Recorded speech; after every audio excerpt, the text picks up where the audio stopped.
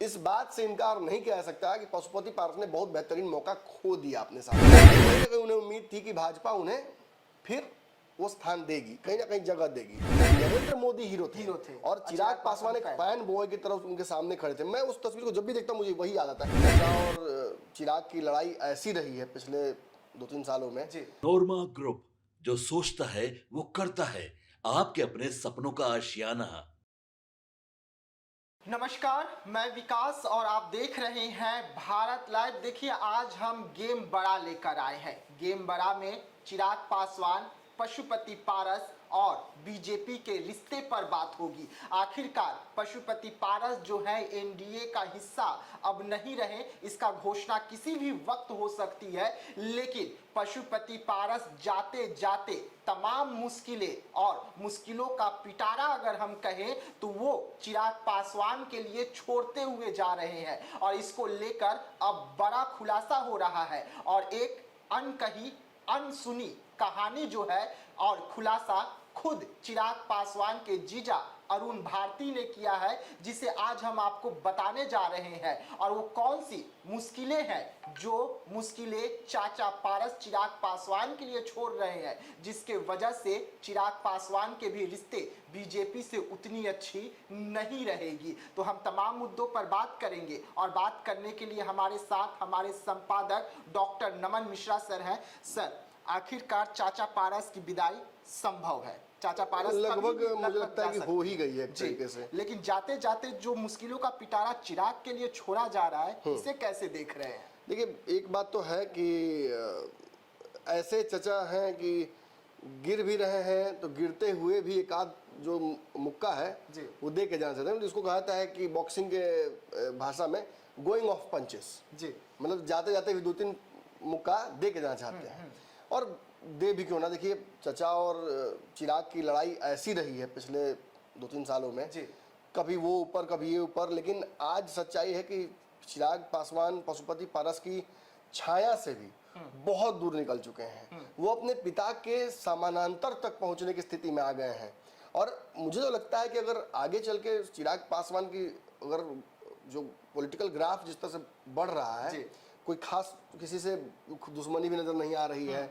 चिराग पासवान के एकमात्र दुश्मन अभी फिलहाल जो थे, अब तक नीतीश दुश्मन नहीं कहलाएंगे क्योंकि वो साथ गठबंधन में आ गए हैं, तो एकमात्र दुश्मन जो इस गठबंधन में रहते हुए थे पशुपति पारस, उनकी भी छुट्टी होती नजर आ रही है। तो ग्राफ और ऊपर ही जाएगा। पशुपति पारस के लिए ये सब कुछ बहुत दुखदाई हो सकता है। वो जिस स्थिति में है आज, उसके लिए और कोई जिम्मेवार नहीं है, या तो चिराग पासवान या वो खुद। उनके पास कई बार ये अवसर थे कि वो चिराग पासवान से सुलह कर सकते थे, लेकिन सत्ता का मद, भाजपा की संगत का गुरूर, या हो सकता है केंद्रीय मंत्री रहने के दौरान जो उनके पास एक ताकत आई थी, या हो सकता है कि चिराग पासवान ने जेन्युइन के साथ गलती की हो, वही सही हो, चिराग गलत हो। इस वजह से वो चिराग से सुलह नहीं करना चाहते थे। हमने कई बार देखा चिराग भी कम से कम उस परिस्थितियों में आ गए थे जहां से वो एक बड़े संघर्ष के लिए अपने आप को तैयार कर चुके थे, संघर्ष कर भी रहे थे और इस दौरान वो भी अपने दरवाजे पशुपति पारस के लिए बंद कर रखे थे।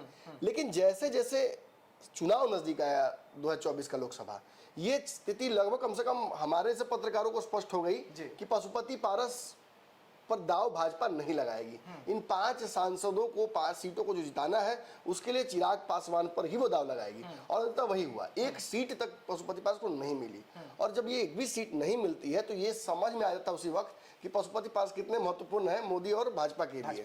इसके बाद अगर पशुपति पारस बने रहे एनडीए में तो इसके दो ही मतलब विश्लेषण हो सकते हैं। एक, उनके पास दूसरा कोई रास्ता बचा नहीं था, दूसरा कि कहीं ना कहीं उन्हें उम्मीद थी कि भाजपा उन्हें फिर वो स्थान देगी, कहीं ना कहीं जगह देगी।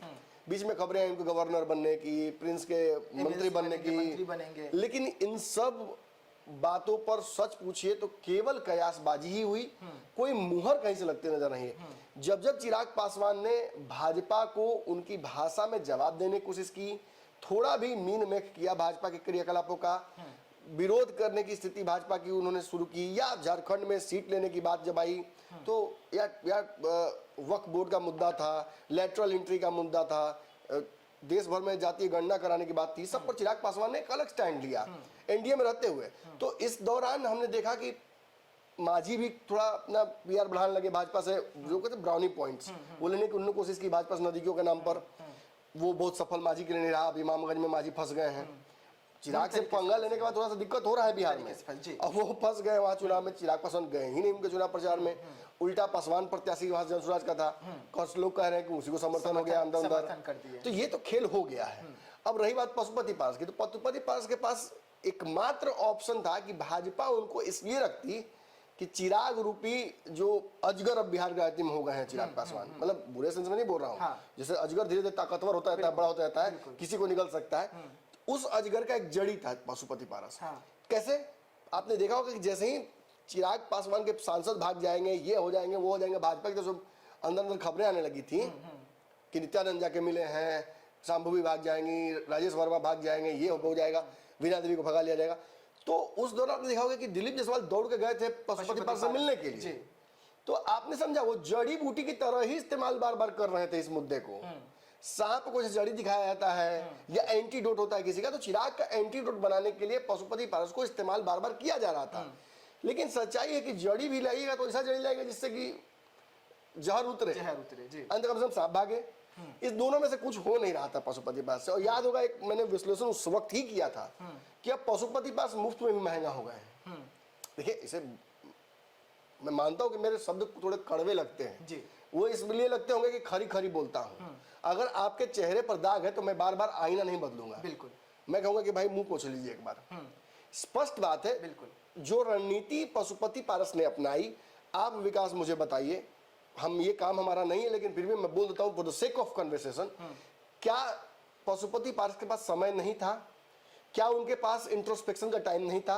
क्या अगर सही लोगों के साथ सही प्रयास और सही मेहनत वो किए होते और जितना चिराग घूम घूम कर अपने लिए बिटोर रहे थे जन समर्थन, उतना अगर पशुपति पारस ने भी किया होता तो आज आधा नहीं कम से कम 30% के हकदार होते हैं। बिल्कुल, चिराग मैंने रामविलास की लेगेसी के, लेकिन इसके हकदार वो नहीं बने क्योंकि पूरे बिहार में ये सेंसिटिव मुद्दा चला कि अरे चिराग के साथ तो उसके चाचा ने धोखा कर दिया।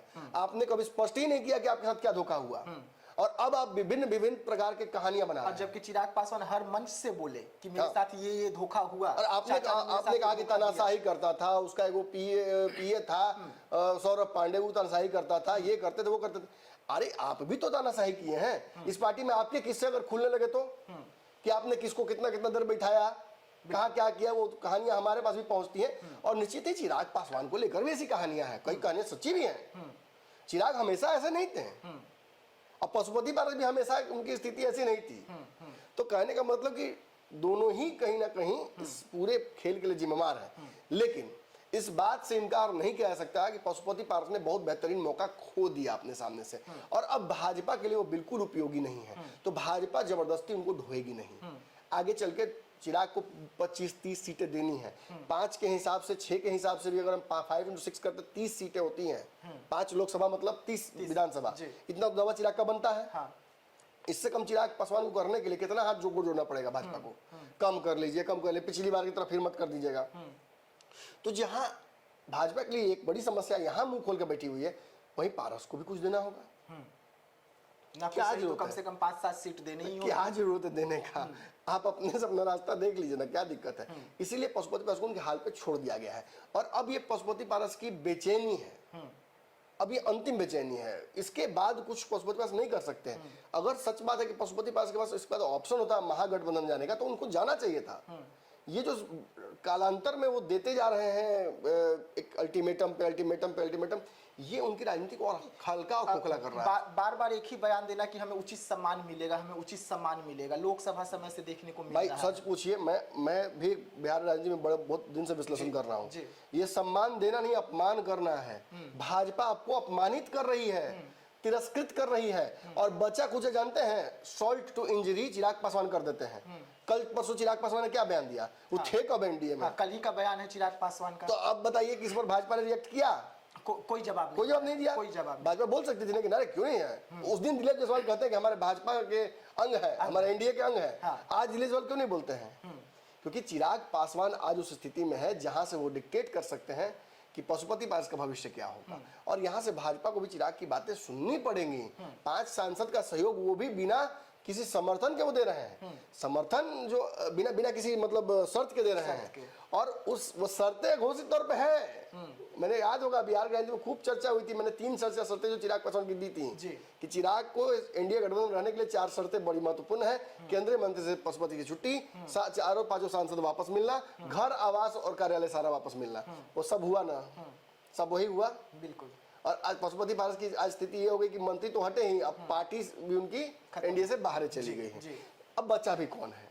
जो 4-5 लोग पशुपति पारस के आसपास दिख रहे हैं, उन पर दोषारोपण घुमा फिरा के पशुपति पास भी कर देते हैं। कभी घुमा के सूरजभान सिंह पे कर देते हैं कि अरे इनकी वजह से सब कुछ बर्बाद घुमा फिरा करते हैं कि इन्होंने ही फैसला लिया था। चंदन सिंह पे किसी किसी पे खेलते रहते हैं, और ये लोग भी जैसे समझ रहे हैं कि हमको बलि का बकरा बनाया जा रहा है। रिश्ता खराब हुआ किसके साथ?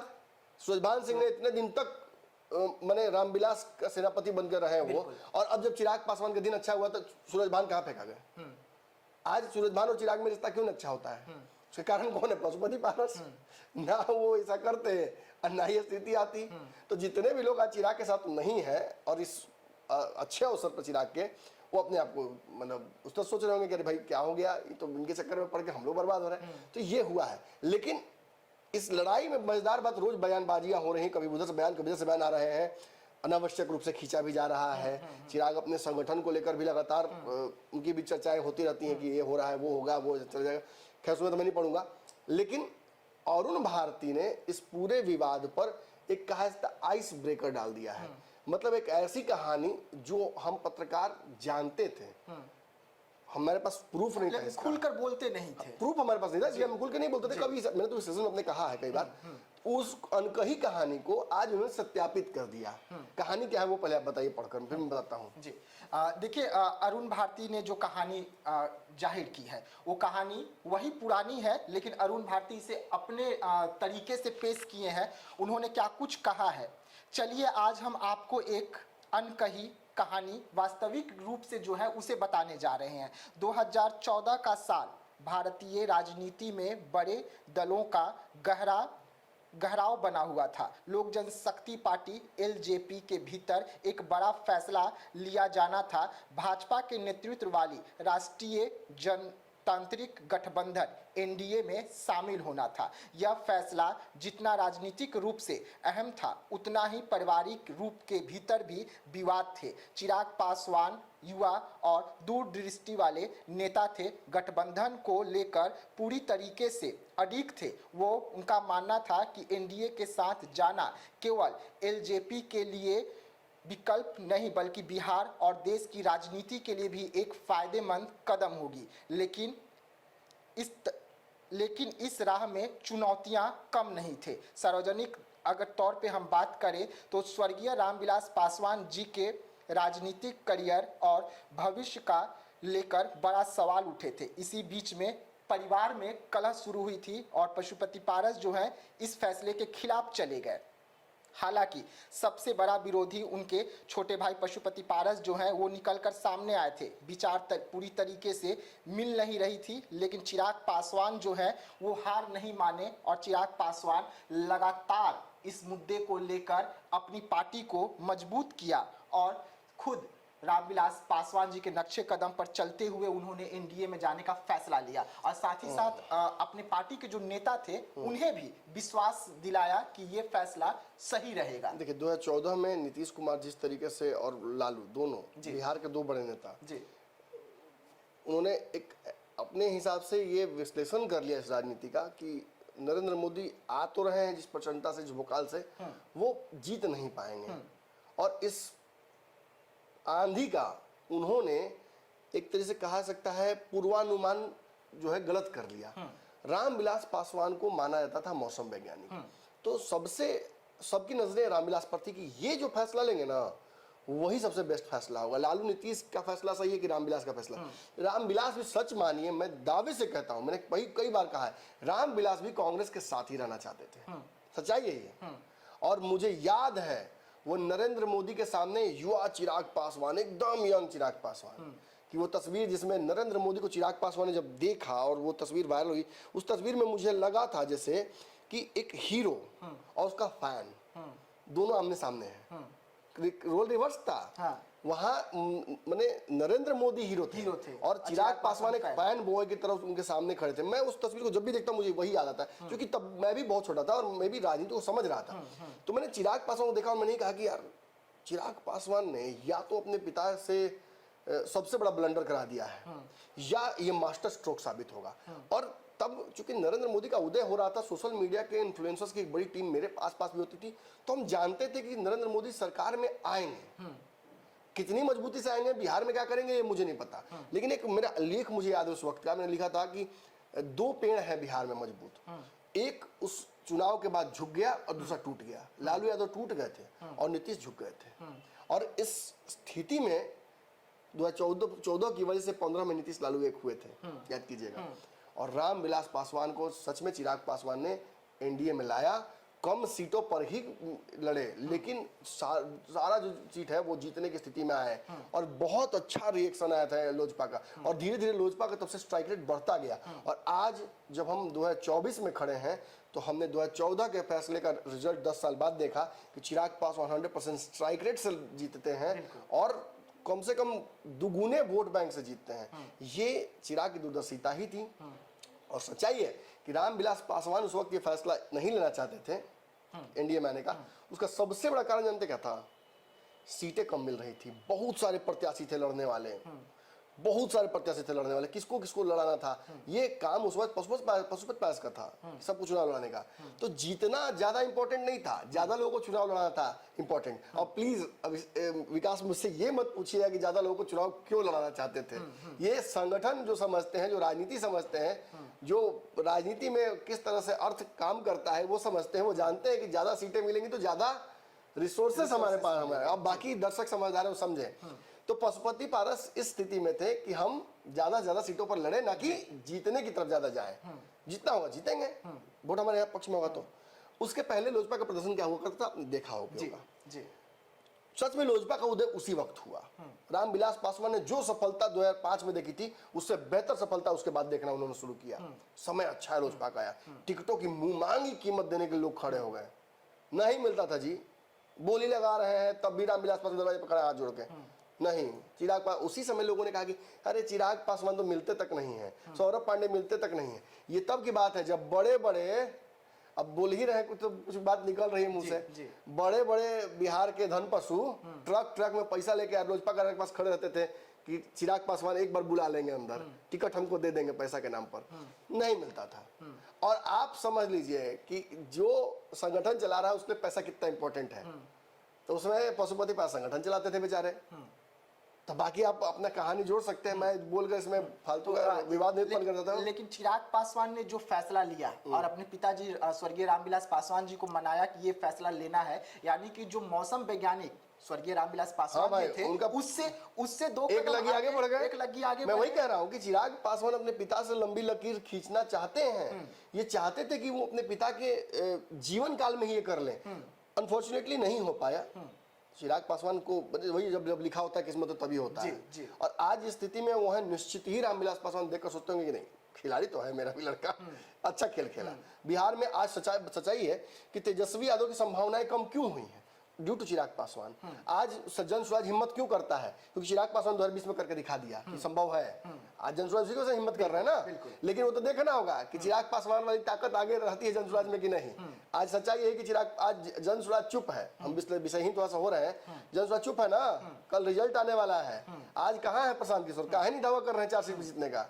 ये सब दर्शाता है कि संघर्ष जो राजनीति में होती है ना, सबके बस की बात नहीं होती है। और आज पशुपति पारस भी जब संघर्ष की स्थिति में आए तो इस संघर्ष को चिराग पासवान ने कैसे जिया था दर्शकों को याद है ना। मैं मोदी का हनुमान हूँ, उपचुनाव में जरूर जाकर लड़ गए भाजपा के खिलाफ या एनडीए के खिलाफ, लेकिन कभी भी मोदी और भाजपा से दुश्मनी नहीं की। हमेशा ये बताते रह गए, एक शब्द नहीं बोला, हनुमान ही बने रहे। क्या पशुपति पारस हनुमान बनेंगे?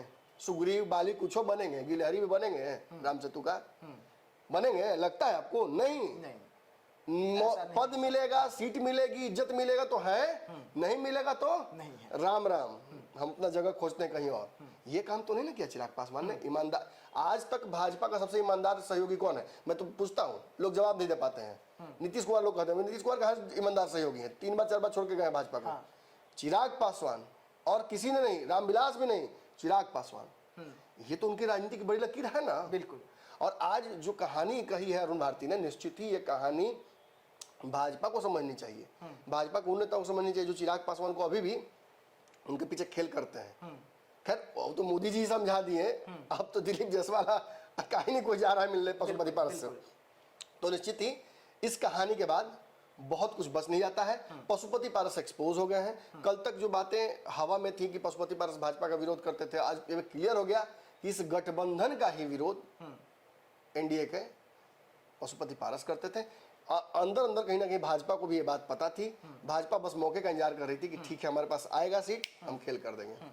देखिए लगातार हम आपको खबरें दिखा रहे हैं कि चिराग पासवान और पशुपति पारस के बीच में और क्या कुछ देखने को मिलेगा, लेकिन इसी कड़ी में जिस तरीके से जो लोग पहले पीठ पीछे बात करते थे कि चाचा और भतीजे के बीच में किन कारणों की वजह से दूरी आई, अब खुद अरुण भारती ने इसका खुलासा किया है और बड़ा खुलासा किया है। अब इसका असर और क्या कुछ बिहार में देखने को मिलेगा और ये जो खुलासा है कहां तक पहुंचेगी और चाचा के ओर से क्या कुछ बयान इस पर निकलकर सामने आएंगे, इस पर भी हमारी नजर लगातार बनी रहेगी। तब तक के लिए दीजिएगा हमें इजाजत। धन्यवाद।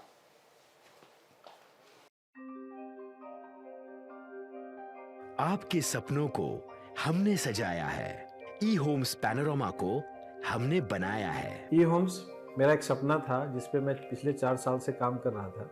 हमने जो बनाया है वो सबने है माना। ई होम्स पैनोरमा में हो आपका भी आशियाना। और फाइनली हमने 2021 में इस प्रोजेक्ट को लॉन्च किया। बहुत लोग अप्रिशिएट कर रहे हैं कि पूर्णिया जैसे शहर में, बिहार के, एक तो बिहार की बात करें उसमें भी पूर्णिया जैसे छोटे जगह में इस तरह का लाइफस्टाइल देना, ये सुन के हम लोगों को बहुत अच्छा लगता है। ई होम्स में हमने कुछ और भी किया है, जैसे हम जिस जगह में रह रहे हैं हमारे फैमिली सिक्योर हो, उनको सिक्योरिटी का ध्यान में रखा है।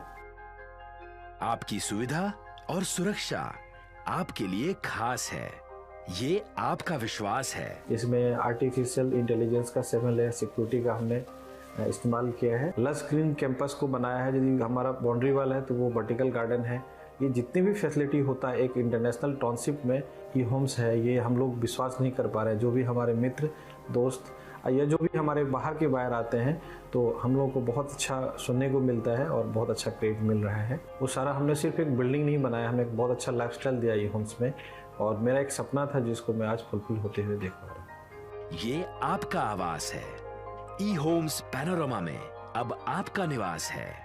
E Homes Panorama, luxurious lifestyle redefined.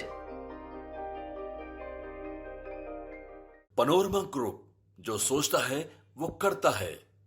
अगर ये वीडियो पसंद आई और वह बिहार के राजनीति और बिहारियत से सरोकार रखेनी तो सब्सक्राइब बटन दबा के चैनल के सब्सक्राइब कर ली। ओजे एगो घंटी बा, ओकरा बटन दबा देला से कुल सटीक और मारक खबर रुआ मुफ्त में मिल जाई। अगर रुआ पत्रकारिता के हमनी के नया प्रयोग में सहयोग कर चाहतानी तो ज्वाइन बटन दबा दी। पेटीएम नंबर नोट कर ली 9386816700।